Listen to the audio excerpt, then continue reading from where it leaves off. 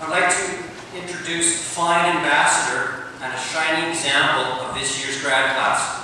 The young man was elected to give the valedictorian address by his peers. May I present Mr. Ryan Kluftinger.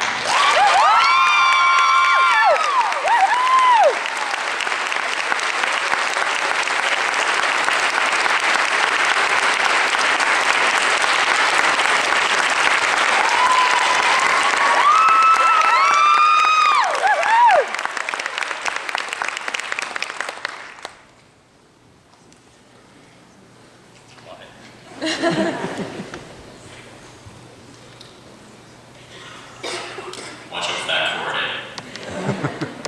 My gosh, the only cable on the entire stage, and they had to run it right here. I know there's an AV guy somewhere up there who's getting a kick out of this. Jerk. I don't know who invented these. Good afternoon, ladies and gentlemen, fellow graduates, dear parents and teachers, esteemed guests, and that poor family in the back there who was confused to find 200 men and women in blue dresses and stupid-looking hats instead of a Saturday afternoon church service. Apologies. And I say men and women because that's what we are now, isn't it? I mean, what makes a man, a nice car, family, children, and hopefully an IQ that's greater than his shoe size, and a woman, well, it's about the same, only they have more shoes and are therefore slightly more intelligent. So granted, we don't exactly fit the bill yet, which leaves us in somewhat of a nature's purgatory, really. I mean, we're essentially in the waiting room between childhood and adulthood, only there won't be anyone to beckon us over that next threshold. Hello, Mr. Kluftinger, the rest of your life is ready to see you now. I mean, these types of things just don't happen. Self-discovery is something that you must bring upon yourself. Now, self-discovery happens to be somewhat of a conundrum, really, which I'm sure many of you have figured out by now. Oftentimes, when we think that we're out finding ourselves, we're really just placing ourselves where we ought to be found. Like, hey, I'm an intelligent kid. I got straight A's right through high school, and, you know, I should go run off to some high-powered university because that's where the book says I should go. That's where my family, friends, teachers say I should go. Or, you know, my grandpa's a mechanic, my dad's a mechanic. You know, I've been on auto since grade 8, and I think I'll just go that route. But I'm going to propose a different idea here. When it comes to this decision, you graduates need to go for what you want, not just what is expected. When it comes to getting up and walking out of that waiting room, you need to take everything that they say with a grain of salt. And I know that they're only trying to help. I know that they're only steering us in the direction that they think will make us happy, but for the first time in our lives, we know better than they do. When it comes to us, to our hopes and dreams, we are far more knowledgeable than they are. So please, my fellow graduates, think, truly think for yourselves. Now, I'm looking at somewhat of an angry sandwich here because, I mean, I've got graduates, and then in the middle, well, it's just pure anger because I basically just denounced everything they've said over the past couple of years. For example, I can guarantee that my mom's out there somewhere going, "You think I don't know you? I gave birth to you, you ungrateful young man." Yeah, that person knows what I'm talking about. My mom's sitting right next to her. And we do know how special a bond that is. I mean, you can just ask any one of us who was forced to sit in Mrs. Durley's Biology 12 classroom and watch the so-called Miracle of Life DVD. Yeah, that's great. Now, ultimately, we are endlessly grateful for your love and support throughout the years. You are the ones who helped us become the intelligent, independent thinkers that you see before you. With the strong foundation that our family, friends, and teachers have paved for us, we're ready to go out there and fill the shoes of that last generation. So, grads, let's hear a little round of applause right now for everyone that brought us here.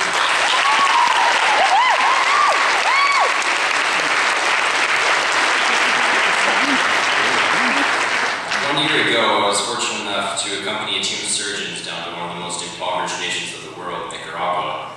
Sometimes it's nice to go somewhere where you won't find a Starbucks on every second street corner, and I apologize, Michelle, for insulting your future company. Anyway, I worked there as best I could in a clinic for a week, and we helped a lot of people who really needed it.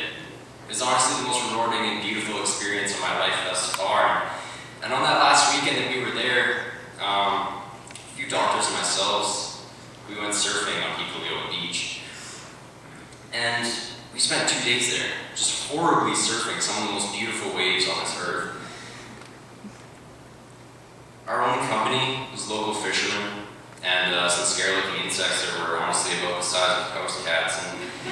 And do you know who runs this little getaway? It was a guy from Kamloops. One night I was lying in a hammock attempting to recover from some of Nicaragua's finest food and drinks. And I couldn't help but think, wow, how does a man from so close to home ever get the idea to come down here and set this up as his way of life? I was so impressed that anybody could boldly stray so far off the beaten path and find himself dead on. I was so inspired by his ability to do what he loved and not what other people loved to tell him to do. Now, does this mean I'm going to run off to some third world country and start a surf camp? No, probably not. I'm plenty awful at it. But it did get me thinking, what's my paradise?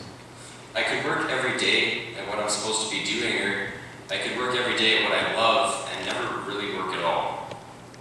You know, what you're hearing now is actually the second speech I had written for today. The first one I wrote in the OCAM library maybe 5 days ago, and it was essentially perfect. It was a literary piece filled with all sorts of devices that would have made Mr. Augustine proud, and big words that, to be honest, came straight from thesaurus.com and so confused the hell out of me.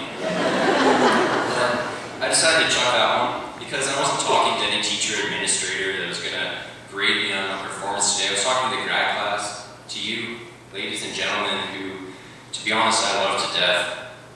So I hiked up behind my house to some adequately private spot by the creek with a piece of paper much like this one, and this is what I came up with, so please play along and just humor me for a second. I want everyone to close their eyes just for a minute. Now think of what you want to be, what sort of plans you have for the rest of your life. Yeah, I can see it on your faces. Confusion, some of you, that's understandable. Mine would probably look the exact same. Some of you aren't even playing, and I'm a little disappointed. And others look like they haven't exactly figured out. Jack Solowski has it written all over his face, I want to be a dancer. Louis Van Brumlin is going to become a professional wrestler, and Lincoln McGowan, well, we all know he just wants to knit for a living. Seriously now, though, I need you to close your eyes again, and this time I want you to think of what you wanted to be. Wanted 10 years ago when you were 7 or 8 and you could still dream. The world was your oyster.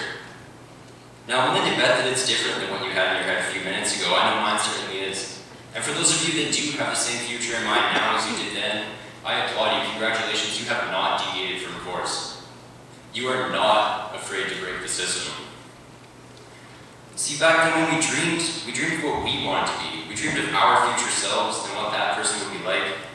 Now, I'm not saying those plans are perfect, but they certainly had the right concept. Nowadays, we base ourselves far too heavily on others. When we think of our future, we think of someone else or a whole group of other people similar to us, and then falsely believe that we ought to be doing what they did. Please, grad class of 2010, I beg of you, think for yourself, find yourself, and be yourself. I wish you all the very best of luck in this. My name is Ryan Kluftinger, and when I grow up, I want to be Ryan Kluftinger.